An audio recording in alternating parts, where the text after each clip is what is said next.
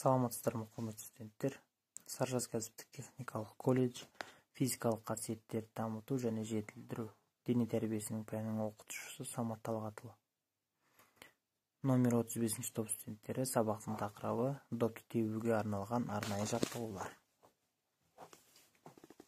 Сабағымыздың мақсаты студенттер дене қасиеттерін дамыту, жетілдіру, допты тебу ережесін, әдіс-тәсілін үйрету.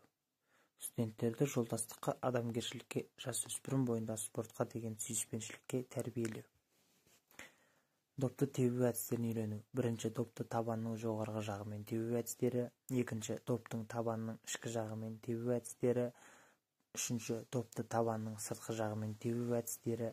Төртінші, допты табанның ұшымен тебу әдістері. Әдістерін үйрену. Бесінші, допты қақпаға тебу әдістерін үйрену.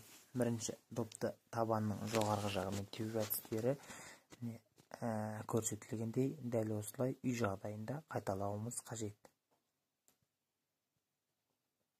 Екіншіден, допты табанның ішкі жағымен тебу әдістерін үйрену. Доптың табанның ішкі жағымен тебу кезінде қауіпсіздік ережелерін қатаң сақтауымыз қажет.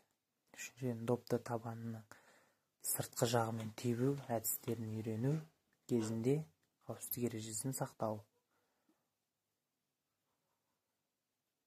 Мінекей көрсетілгендей, допты табанның ұшымен тебу әдістерін үйрену.